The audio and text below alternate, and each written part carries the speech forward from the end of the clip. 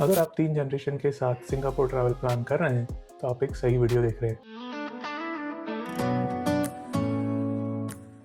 Last year मैं, मेरी wife, मेरा बच्चा और मेरे पेरेंट्स हम लोगों ने साथ में सिंगापुर जाने का प्लान किया and it was one of the best family trips. आज के इस वीडियो में मैं आपको बताऊंगा उस ट्रिप का एग्जैक्ट ब्लूप्रिंट, कहाँ कहाँ घूमना चाहिए, क्या क्या मिस्टेक्स अवॉइड करनी चाहिए, तो यूनिवर्सल स्टूडियो जाना चाहिए या नहीं जाना चाहिए। अगर आप डिफरेंट एज ग्रुप के लोगों के साथ ट्रैवल कर रहे हैं तो कहाँ कहाँ आपको सबके हिसाब की एक्टिविटीज़ करनी चाहिए। हमारी ट्रिप की बेस्ट हाइलाइट्स क्या थी वो मैं आपको बताऊंगा वीडियो के एंड में, तो एंड तक ज़रूर देखिए। अब बात करते हैं प्रैक्टिकल टिप्स की। सिंगापुर एक बहुत छोटी सी कंट्री है। अगर आप मैप में देखोगे मलेशिया के एंड में एक छोटा सा आइलैंड है, वो सिंगापुर है। एंड ये चीज़ रहने के लिए तो पता नहीं, बट ट्रैवल करने के लिए काफ़ी अच्छी है, क्योंकि जब आप इंडिया से बाहर किसी देश में ट्रैवल करने के लिए जाते हो तो सबसे मुश्किल होता है ये डिसाइड करना कि कहाँ कहाँ जाएं, कहाँ कहाँ नहीं जाएं। बट सिंगापुर क्योंकि एक बहुत छोटी कंट्री है, आप 5 से 7 या 8 दिन में पूरा सिंगापुर घूम सकते हो। वीज़ा की अगर बात करें तो सिंगापुर का वीज़ा ई वीज़ा होता है। काफ़ी सारी ट्रैवल एजेंसी हैं जो आपको वीज़ा करवा के देती हैं।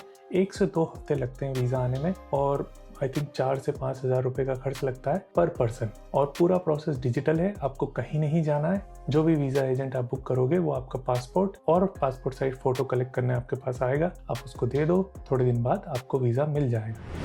वीज़ा आने के बाद और ट्रैवल करने के 1-2 दिन पहले इमिग्रेशन अगर आपको स्मूथ करना है तो सिंगापुर अराइवल कार्ड आपको फिल करना होता है। सिंगापुर की वेबसाइट है, आपका जो भी वीज़ा की इंफॉर्मेशन है और आपकी पासपोर्ट इंफॉर्मेशन है आप पर पर्सन उसमें फिल करिए, ताकि आप जब लैंड करो तो आपको कोई दिक्कत ना हो। पूरा प्रोसेस डिजिटल है, आपको बस पासपोर्ट स्कैन करना है, आपका फेस स्कैन होता है and you are good to go. किसी आदमी से कोई बात नहीं करना है, 10 सवाल नहीं पूछने एंड दैट्स इट। ऐसी ही चीज़ों से पता लगता है सिंगापुर कितना आगे है। डिजिटलाइजेशन तो आज हुआ है, काफ़ी सारी चीज़ें मॉडर्न हो गई हैं। 2013 में जब मैं पहली बार सिंगापुर गया था तो मुझे विश्वास ही नहीं हो रहा था, क्योंकि वो फ्यूचर सिटी थी, मतलब उस ज़माने में भी और आज भी है। और मैं ऑलमोस्ट 20 कंट्रीज घूम चुका हूँ। इमिग्रेशन के मामले में ये मेरा स्मूथेस्ट एक्सपीरियंस था। फॉर एग्जाम्पल यूरोप की अगर बात करें, हम लोग वहाँ 7 साल रहे हैं, काफ़ी बार ट्रैवल करा है। और जब हम इंडिया शिफ्ट हो गए उसके बाद हमने जब वीज़ा लगाया, आपकी पूरी वो जन्म कुंडली पहली बात तो वो मांगते हैं। उसके बाद जब आप वहाँ ट्रैवल करते हो तो पूरा इमिग्रेशन में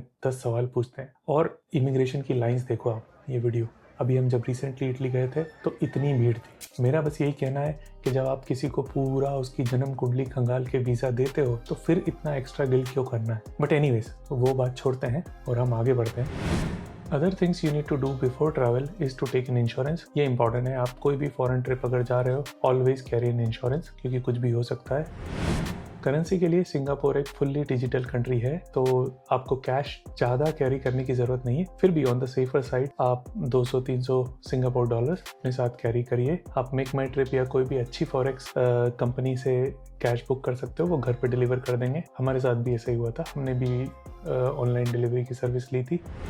एंड कैश के अलावा डिजिटल ट्रांजैक्शन के लिए आपके पास क्रेडिट कार्ड है तो वो यूज़ कर सकते हो आप होटल बुकिंग वगैरह के लिए। एंड डे टू डे के लिए हमने ये ट्रैवल कार्ड बुक करा था नियो से, visa travel card. Again it's not sponsored, हमने ऑनलाइन सर्च करा, जो हमको बेस्ट लगा हमने वो ले लिया। एंड इससे हम सिंगापुर घूम चुके हैं, अभी तक यूरोप जा चुके हैं, तो इट इज़ वेरी कन्वीनियंट। इसमें बस पैसे लोड करना होता है and you can use it anywhere. Tap and पे सारी चीज़ें वो सब कर सकते हो, मोबाइल ऐप से कंट्रोल कर सकते हो।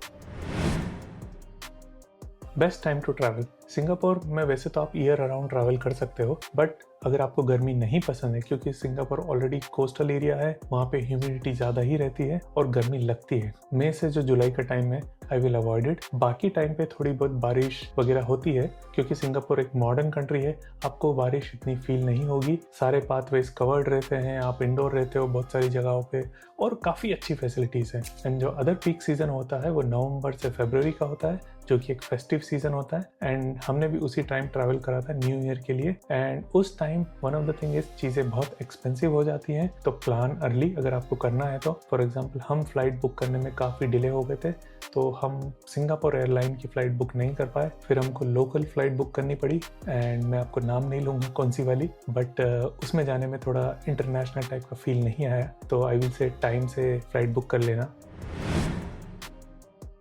अब बात करते हैं सिंगापुर में कहाँ रुकना चाहिए। सिंगापुर की जो मेजर अट्रैक्शन है, अगर आप मैप पे देख रहे हैं तो वैसे तो ऑलरेडी ये एक छोटी कंट्री है, उसके बाद भी ये जो लाइन है इसके नीचे सारी अट्रैक्शंस हैं। तो इसके नीचे आप कहीं भी होटल लोगे, मेट्रो का कवरेज काफ़ी अच्छा है, तो आप इजीली इधर उधर घूम सकते हो। जब मैं फर्स्ट टाइम सिंगापुर गया था 2013 में, तो मैं चाइना टाउन में रुका था। इस बार सिचुएशन थोड़ी डिफरेंट थी। हम फैमिली के साथ ट्रैवल कर रहे थे और पूरी फैमिली वेजिटेरियन है, तो उनको इंडियन खाना चाहिए होता है। तो हम लिटिल इंडिया में रुके थे। जैसे चाइना टाउन है वैसे ही लिटिल इंडिया है, पूरा Indian streets and markets and everything. वहाँ पे आपको काफ़ी सारे इंडियन होटल्स एंड रेस्टोरेंट्स मिल जाएंगे। लिटिल इंडिया में हम शेंगन हाउस में रुके थे, उसके जस्ट सामने सरवना भवन था, प्योर वेजिटेरियन रेस्टोरेंट। अगर आपको नहीं पता हो तो हमारा रोज का डिनर वहीं हुआ था। दिन में तो हम फ्राइज और पिज़्ज़ा और पास्ता कहीं खा लेते थे, और रात में डिनर इंडियन ही होता था। अनदर थिंग जो आपको फील हो सकती है ड्यूरिंग होटल सर्च इस सिंगापुर में होटल रूम्स या एयरबीएनबी रूम्स आपको बहुत छोटे मिलते हैं। अगर आप दूसरी जगह ट्रैवल करे हो, बाकी जगहों के कंपैरिजन यहाँ होटल रूम्स काफ़ी कंजेस्टेड होते हैं। थोड़ा हमको डिफिकल्ट हुआ, क्योंकि वही फैमिली एंड पेरेंट्स के साथ इट वॉज डिफिकल्ट। अनलेस आप सुपर रिच हो, आप मरीना बे में रुक सकते हो, तो फिर कोई इशू नहीं, बट जनरल लोगों के लिए आपको थोड़े रूम छोटे फील होंगे। अब सिंगापुर में गेटिंग अराउंड, जैसा कि मैंने बताया सिंगापुर में एमआरटी जो उनका मेट्रो है वो काफ़ी कन्वीनियंट है, आपको हर जगह एक्सेसिबल है। और सिंगापुर में जो मेजर अट्रैक्शंस है वो जो मैंने आपको बताया मैप के इस लाइन के नीचे है सारी जगहें। तो कहीं भी आपको जाना हो तो मेट्रो स्टेशन काफ़ी एक्सेसिबल होते हैं। हाँ, अनदर थिंग जो होटल बुकिंग के टाइम पे भी ये आपको ध्यान रखना है, अगर आपके साथ एल्डरली लोग हैं तो जो मेट्रो स्टेशन है वो कितनी दूर है होटल से। तो यूजुअली कोई भी टूरिस्ट अट्रैक्शन 30 से 45 मिनट में आप जा सकते हो। अब इसमें भी एक कैच है, अगर आप 4 या 5 लोग हो तो क्या आपको मेट्रो पास लेना चाहिए या आपको कैब से ट्रैवल करना चाहिए। तो देखो ये आपका पर्सनल प्रेफरेंस है। मेट्रो स्टेशन देखो काफ़ी चलना पड़ता है, होटल से आपको मेट्रो स्टेशन जाना पड़ेगा। मेट्रो स्टेशन के अंदर भी काफ़ी वॉकिंग हो जाती है। अगर आप वो नहीं कर सकते हो तो better choose a cab. Another thing, even आपने अगर मेट्रो पास लिया है और आपको अगर नाइट सफारी या सिंगापुर जू या बर्ड पैराडाइज अगर आपको जाना है, वो थोड़ा दूर है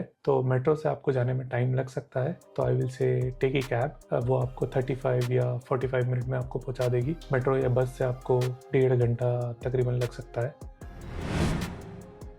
अब बात करते हैं सिंगापुर की टॉप टूरिस्ट अट्रैक्शंस की। तो starting with gardens by the bay, तो ये आर्टिफिशियल बॉटनिकल गार्डन्स है, काफ़ी सुंदर है और इनका एक्सेस फ्री है। आप ट्रेन से या कैब से आ सकते हैं, वहाँ पे गार्डन में घूम सकते हो, कोई चार्जेस नहीं है। और रात के टाइम यहाँ पे काफ़ी सुंदर लगता है जब उसमें लाइट चलती हैं। हम लोग क्रिसमस के टाइम पे गए थे तो वहाँ पे क्रिसमस का पूरा डेकोरेशन था, आप देख ही सकते हैं। अब गार्डन बाय द बे में भी कुछ एक्टिविटीज़ पेड हैं। फॉर एग्जांपल अगर आप स्काई ब्रिज जाते हो जो कि मेन जो ट्री है उससे कनेक्टेड है ऊपर वॉक करने के लिए, तो वो पेड है। और एक पैनारोमा व्यू करके वो पेड है, उनका अगर आपको सेपरेट टिकट लेना है तो वो भी आप ले सकते हो। Another thing is flower dome and cloud forest, जो कि यही है गार्डन्स बाय द वे में। 2 इंडोर जंगल टाइप की चीजें बनाई हैं, एक में फ्लावर्स हैं अलग अलग जगह के, काफी सुंदर है, काफी अच्छा डेकोरेशन होता है। और दूसरा है क्लाउड फॉरेस्ट जो कि अंदर जाने पे ऐसा लगता है कि मतलब बाहर से ऐसा नहीं लगता, बट अंदर जाने के बाद ऐसा लगता है कि इतना बड़ा जंगल इसके अंदर कैसे बना दिया। तो दैट इज सरप्राइजिंग। पूरा जोरासिक थीम पे उसको बनाया गया है। आपको टीरेक्स और दूसरे सारे डायनासोर आपको देखने को मिल जाएंगे वहाँ पर। And my son really loved it. Another thing is Marina Bay hotel. आपको गार्डन्स बाय द बे या ये पूरा एरिया है, आपको मरीना बे होटल हमेशा दिखेगी क्योंकि वो इतनी बड़ी है। अब गार्डन्स बाय द बे के उस साइड अगर आप जाओगे तो मरीना बे होटल का जो एरिया है वहाँ आप घूम सकते हो। और उसके उस पार अगर आप जाओगे तो मर्लिन जो लायन है, जो सिंगापुर का नेशनल सिंबल मान सकते हैं, वो वहाँ पे है, तो वहाँ भी आप जा सकते हो। Again free of access. Marina Bay के ऊपर स्काई ऑब्जर्वेशन लॉन्च, तो अगर आपको वहाँ जाना है तो उसका सेपरेट टिकट होता है, प्लस उसकी टाइमिंग्स होती है, तो वो आपको एडवांस में बुक करना होगा। मरीना बे के साइड में ही आपको आर्ट एंड साइंस म्यूजियम दिखेगा, जो कि अगर आपके साथ बच्चे हैं तो ज़रूर जाइए, या आप उसके वीडियोस देख सकते हैं। काफ़ी सुंदर था वो, काफ़ी सारी चीज़ें वहाँ करने को हैं अगर आपके साथ बच्चे हैं तो आई विल से मस्ट सी इट। अगेन इसके भी स्लॉट्स होते हैं, अलग अलग फ्लोर के अलग अलग टिकट्स होते हैं, तो वो आप पहले से ही बुक करिए।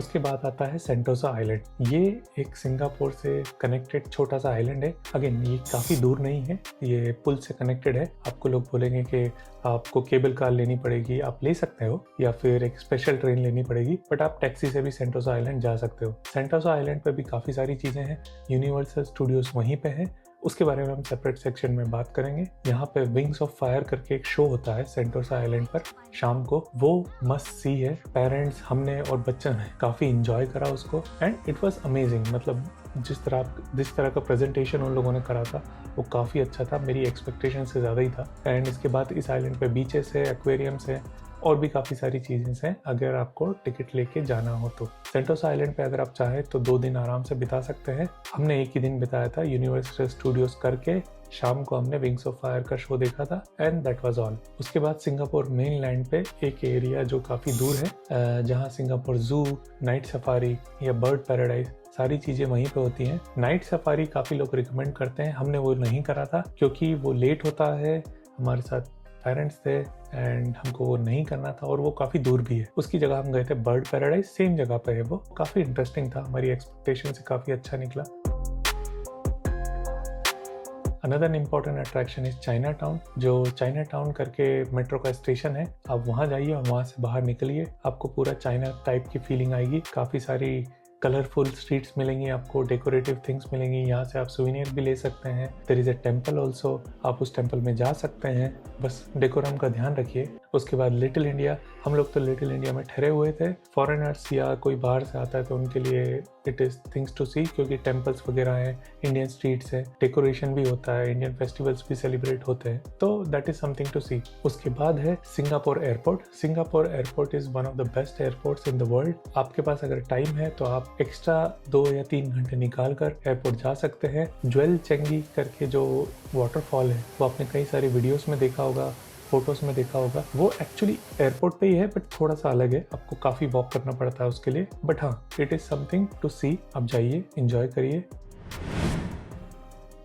हमने जो सारी एक्टिविटीज़ प्लान करी थी वो हमने एक्चुअली पहले से ही बुक करके रखी थी। क्लुक करके जो ऐप है उसमें सिंगापुर पास करके होता है, उसमें जो एक्टिविटीज़ है वो आपको डिस्काउंटेड रेट पे मिल जाएंगी। आप उसमें चूज कर सकते हो, फॉर एग्जांपल आपको कितने अट्रैक्शन कवर करने हैं, तो आप 4, 5, 6 जितने भी चाहिए आप वो सिलेक्ट करके पर पर्सन उसका पेमेंट कर सकते हो। तो फॉर एग्जांपल जैसे हमने बुक करा था, और इसमें जो गार्डन्स बाय द बे का जो आपको ऑप्शन दिख रहा है, इसमें एक्चुअली गार्डन्स का टिकट नहीं होता, वो ये फ्लावर डोम और क्लाउड फॉरेस्ट जो है उसका टिकट होता है। ये सारे अट्रैक्शन हमने उसी से बुक करे थे। कुछ चीज़ें जो हमने सेपरेट बुक करी थी वो था आर्ट म्यूजियम, आई थिंक वो ऑन द स्पॉट बुक करा था। उसके बाद हमने ई सिम क्लुक ऐप से ही ली थी, तो वो काफ़ी कन्वीनियंट था, हमको काफ़ी अच्छे डिस्काउंट्स भी मिले। So that is something to explore. Universal Studios जाना चाहिए या नहीं जाना चाहिए? देखो, मेरा व्यू थोड़ा सा बायस्ड है क्योंकि हम लोग काफ़ी सारे अम्यूजमेंट पार्क जा चुके हैं, जैसे कि Disneyland Paris, Legoland Germany, Efteling Netherlands में, इवन इमेजिका, और काफ़ी सारे छोटे मोटे पार्क तो गए हुए हैं। तो इन कंपैरिजन यूनिवर्सल स्टूडियो जितना बड़ा नाम है वो उतना बड़ा पार्क है नहीं, ठीक है। Again it is my personal choice. आप पहली बार जाओगे तो आपको अच्छा लगेगा, काफ़ी भीड़ हो जाती है, एक राइड के लिए आपको 1.5 से 2 घंटा वेट करना पड़ सकता है, जो कि काफ़ी टायरिंग हो जाता है, स्पेशली आपके साथ। इवन पेरेंट्स तो छोड़ो, हमको भी काफ़ी टायरिंग हो जाता है वो। और मुझे ये समझ में नहीं आता कि ये लोग चार्ज करते हैं ऑलमोस्ट डिज्नीलैंड जितना प्राइस है इसका, बट पार्क इतना बड़ा नहीं था। मुझे समझ में नहीं आता किस बात का लालच रहता है। आपको पता है कि आपके पार्क में इतनी कैपेसिटी है, लोगों को इतना वेट करना पड़ रहा, तो आप एक मैक्सिमम कैपिंग क्यों नहीं कर देते उसकी, कि हाँ भाई इससे ज़्यादा टिकट हम सेल नहीं करेंगे एक दिन में। मतलब आप इमेजिन नहीं कर सकते, इतनी भीड़ थी वहाँ पे, तो वो काफ़ी फ्रस्ट्रेटिंग था। हमने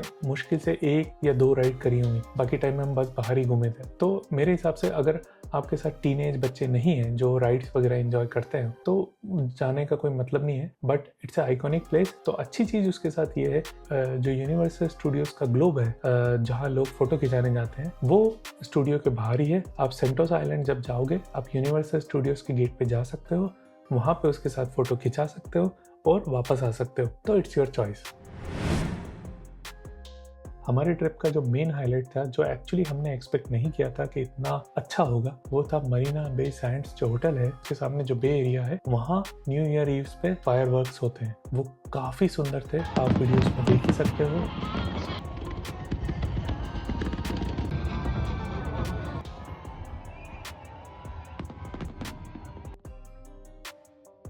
तो वहाँ भी अगर आप कभी न्यू ईयर पे प्लान करो तो ये जो एरिया मैं मैप पे बता रहा हूँ, यहाँ लोग पहले से ही रात को 8 बजे 7 बजे से ही आके बैठने लग जाते हैं, क्योंकि जो आगे वाली सीटिंग एरिया होता है, जो नदी के पास में जो रेलिंग होती है, उसके पास वाली जो सीटिंग होती है, उसके लिए लोग 7 बजे से ही आके बैठ जाते हैं। और जल्दी, आई डोंट नो कब से बैठे हुए थे, बट हम लोग थोड़ा लेट पहुंचे थे, 9 साढ़े 9 बजे, और हमको आई थिंक 7वीं या 8वीं रो के बाद जगह मिली थी। बट जब फायरवर्क्स होने लगता है, ऊपर ही होता है, तो काफ़ी क्लियर दिखता है एंड इट वॉज अमेजिंग। मतलब मैंने पहली बार इतना अच्छा फायरवर्क्स देखा था न्यू ईयर पे। और ऊपर से जो लोकेशन है, मतलब वो बिल्डिंग का कलर चेंज होता रहता है, आसपास की बिल्डिंगों में भी अलग अलग तरह के लाइटिंग इफेक्ट चलते हैं, तो वो काफ़ी सुंदर होता है देखने में। And I will say that was the highlight of my trip. ये था हमारा सिंगापुर ट्रिप डिटेल। आपको अगर कुछ डाउट है, कुछ भी मुझसे पूछना है, तो आप कमेंट कर सकते हैं। I will try to reply as soon as possible. Please subscribe to my channel and thanks for watching.